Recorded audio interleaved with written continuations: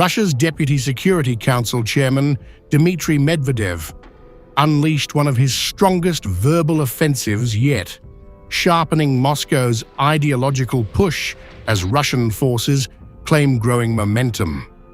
His remarks, laced with medical metaphors and political warnings, frame Ukraine's leadership as increasingly fragile under rising Western fatigue.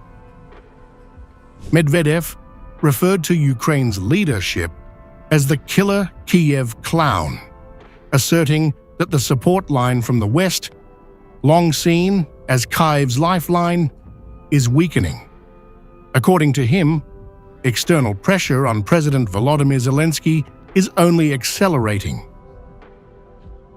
A few days ago, I said that the killer Kyiv clown, KKK, could still jump up and down on the support line of the West, but the pustule in Europe would have to be burst anyway.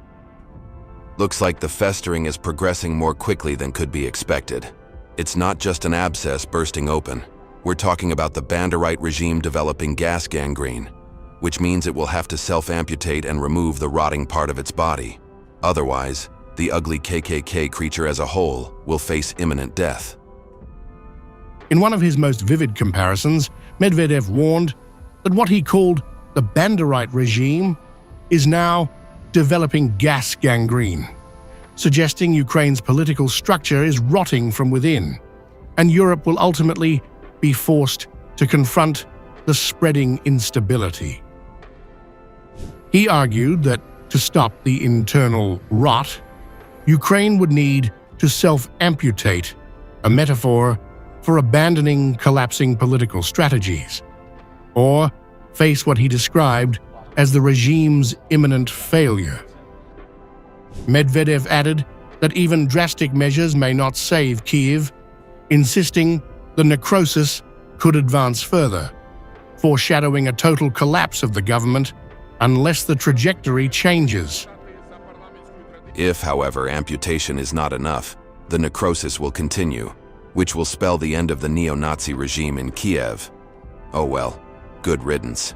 And the success of our armed forces is the best catalyst for its painful and inevitable demise. He concluded with a stark, good riddance, signaling Moscow's belief that Ukraine's political end is both painful and inevitable. Medvedev said Russia's armed forces' successes remain the best catalyst for this outcome, reinforcing the Kremlin's narrative of strategic superiority.